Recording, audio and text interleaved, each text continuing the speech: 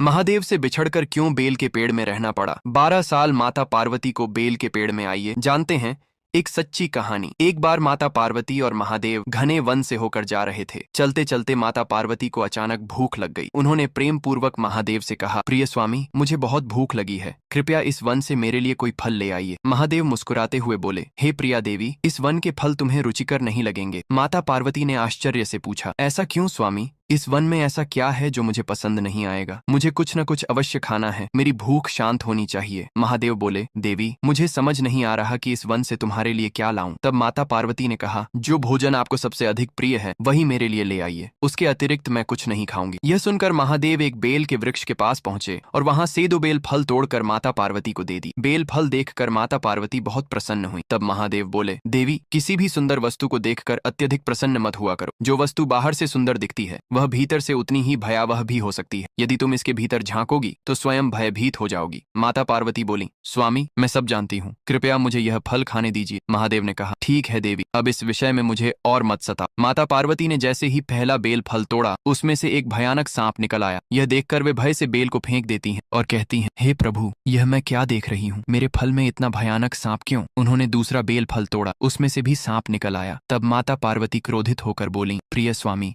मैं जानती हूँ आप अत्यंत शक्तिशाली हैं, परंतु भूखे व्यक्ति के साथ इस प्रकार का मजाक करना उचित नहीं है। महादेव शांत स्वर में बोले, हे देवी, यह सब मैंने नहीं किया, यह तुम्हारे प्रिय पुत्र गणेश का किया हुआ है। माता पार्वती ने आश्चर्य से कहा, परंतु गणेश तो मेरे साथ नहीं है, उन्होंने ऐसा कब किया? तब महादेव बोले, देवी, यह बेल का वृक्ष पहले फल नहीं देता था। इसने एक बार तुम्हारे पुत्र गणेश से वरदान मांगा था कि यदि इसमें बेल फल लगे तो यह उनके लिए व्रत करेगा, परंतु इसने अपना व्रत पूरा नहीं किया। इस कारण क्रोधित होकर गणेश ने इसे सांप बना दिया। यह सुनकर माता पार्वती बोली, स्वामी, मैं अपने पुत्र गणेश के लिए व्रत करूंगी ताकि यह वृक्ष अपने शाप से मुक्त हो जाए। महादेव जोर से हंसते हुए बोले, हे देवी, केवल व्रत करने से यह शाप मुक्त नहीं होगा। इसके लिए तुम्हें 12 वर्षों तक इसी वृक्ष में वास करना होगा और इस दौरान तुम्हें इसके पत्तों के अतिरिक्त कुछ भी नहीं खाना होगा। माता पार्वती ने दृढ़ स्वर में कहा, मुझे यह स्वीकार है। तब महादेव भावुक होकर बोले, देवी, तुम्हारे अतिरिक्त इस धरती पर कोई भी यह तपस्या नहीं कर सकता। तुम स्वयं आदि शक्ति माँ दुर्गा हो। तुम समस्त जगत के दुख और कष्ट अपने ऊपर लेकर उनका आर्ण चुकाती हो। यह कहकर माता पार्वती उस वृक्ष में समा गई। महादेव उस वृक्ष के नीचे बैठकर तपस्या करने लगे और करुण स्वर में बोले, मेरी अगली कथा देखने के लिए लाइक और सब्सक्राइब करें।